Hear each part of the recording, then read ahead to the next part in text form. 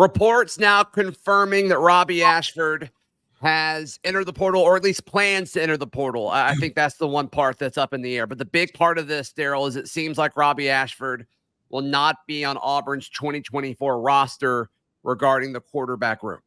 Yeah, that's the key. That's the most important note is, regardless of whether it's official or not, as far as him entering in, he has made it known to various sources that he is going to enter the portal. And the important thing, like you said, is he will not be a part of the quarterback room. That clears up the picture of what the quarterback room is going to look like as far as numbers and exact, who it is. Yeah. This is a special bonus edition of Locked On Auburn. I'm Zach Blackerby. He's Montgomery radio legend, Darrell Dapprich. And to me, Darrell, I think this is not a huge surprise. I do think the timing is a little interesting just because of Robby's graduation status. Of course, he already used his free transfer when he came from Oregon to Auburn. I guess that was 2 off seasons ago. And now, until he graduates, he would have to either go down a level of competition or he would have to sit out a season unless he's able to graduate before he transfers. And we've heard different reports regarding, okay, he's going to graduate at the start of summer. He's going to graduate sometime during the summer, possibly at the end of summer.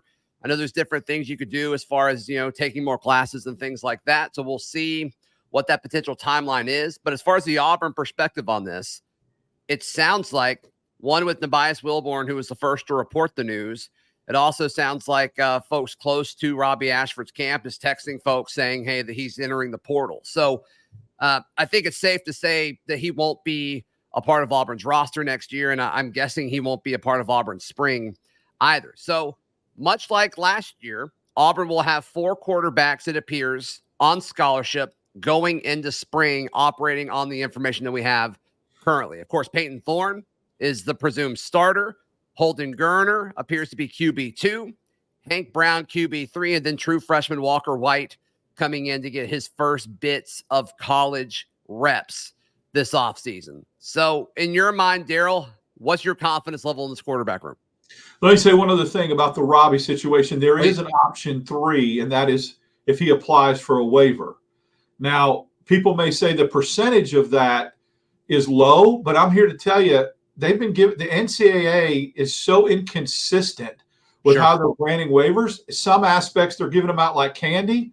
In some aspects they're very, very, so there is that option that he could roll the dice and say, hey, I'd like to get a waiver. That's still out there as well. As far as the Auburn quarterback room, right now it looks set. I mean, Hugh Freeze wants 4 scholarship quarterbacks. He will have 4 scholarship quarterbacks when Walker White arrives. The one caveat to this, and the one thing to keep an eye on, is what about Holden Gardner? If he gets beat out in the spring or doesn't feel like he's going to win the job over Peyton Thorne, if he was to enter the portal, then if you're Auburn, you better go out and get a veteran rental backup in the portal because you don't want to go into the season with 3 scholarship quarterbacks. I'm with you, especially 3 scholarship quarterbacks where only one of them has like legitimate experience too. So I'm with you. I'm with you on that.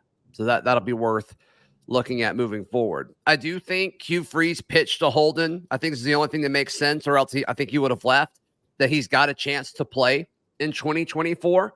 And so I don't know if it's necessarily a battle for QB1, Darrell. They may call it that internally, but I think we all know that it'd be a bit of a surprise if Peyton Thorne wasn't the starter, if these were the quarterbacks you're rolling into the season with. But, that to me, I guess that's the biggest thing to watch. And then maybe a Hank Brown versus Walker White kind of in the tier behind that, assuming we even get to see that far into the quarterback depth chart. Yeah, I mean, Walker White, everyone's very high on him, but you make an excellent point, is that if Gardner stays, how many snaps has he taken? So even with the 4 quarterbacks in the room right now, there's not only one dude has played any kind of, reputable, serious snaps. Hank Brown hasn't played any. Walker White's going to be a freshman, and Holden Gardner has played very, very limited snaps. The only advantage he has is he's been at Auburn for 2 years through 2 springs and all that. But still, I mean, he hasn't taken any significant snaps in an Auburn uniform. So you've got a very raw, very inexperienced quarterback room right now, even if Holden stays behind Peyton Thorne. So nobody pays me to be on Auburn's staff or to make quarterback decisions. But if I'm Auburn, with this news that Ashford is entering the portal, I maybe ratchet it up a little bit of going to get a transfer quarterback. Interesting. So you'd be comfortable with 5 scholarship quarterbacks? I would. And I'll tell you why, is there's a model out there that other successful programs have done that for years. Now, but I don't know what privately Hugh Freeze might have told Holden Gardner. So if you tell Holden Gardner you have a chance to play, then you can't go out and get one. I mean, because that would be going back on your word. That would be very dismissive. But I don't know what he said to him. So based upon me not knowing not being privy to any kind of conversations and just looking from the outside in, are you comfortable with a quarterback room that has 3 dudes that have never taken any significant snaps behind? They're one injury away from having somebody play that's maybe taken 10 snaps and then 2 backups that haven't taken 1. That's not how you get it done in the SEC, in my opinion. I'm with you. And so we'll certainly see if they do that moving forward. But if they believe that Holden isn't going to transfer, I think I'm more okay with it. But if there's any chance, if you get any inkling of he's not the dude and he wants out after spring, I think that changes the calculus a little bit. So we'll see. As far as Robby, I did think if he would be on the roster next year, he would still be used because his legs are so dynamic. I think he would still be used to some extent, but obviously that doesn't appear to be the case moving forward. Do you think, let's assume he can graduate. Let's assume he figures out a way to graduate in the spring or maybe early summer to where he's got a chance to start and play for another school in 2024. Let's operate under that assumption, because I don't think he would have done it if that wasn't in the cards for him, but we'll see. What kind of school, what level of school would want Robby Ashford in your mind? I think there's some Power 5s out there that would still want him, but it's all about system. I mean, there are some schools that are Power 5s that if they run a true read option and it's just pull and read and run and really a run heavy with the quarterback, absolutely. Absolutely. If you're not an offense that worries about throwing it 30 times a game and you put emphasis on the quarterback's legs and the read option and you have a dynamic backfield running backs, yes, absolutely could. Not to say that limits his skill sets, because I've seen him throw it nice downfield sometimes, made some real pretty throws. But I think there's a fit. I definitely think there is a fit out there for Robby Ashford at the Power 5 level. Now, if he wants to be somebody that has his kind of pick of schools and wants to be in an offense that throws it a lot more, then maybe you do have to look at a group of 5. But I'm not really willing to say that, because I think there's still a skill set there that'll play in the right system with the right head coach, with the right offense, right scheme. Yeah, I'm with you. All right, and this bonus coverage brought to you by our friends at LinkedIn Jobs. LinkedIn is the best place to find qualified candidates for your job posting for free. Head over to linkedin.com/lockedoncollege to learn more and to post that job for free. They've even added new features that help you write the job postings to make your search even easier and quicker. Darrell, you've used them multiple times. You can vouch for LinkedIn Jobs. I found jobs via LinkedIn. So strongly recommend linkedin.com/lockedoncollege to post your job for free.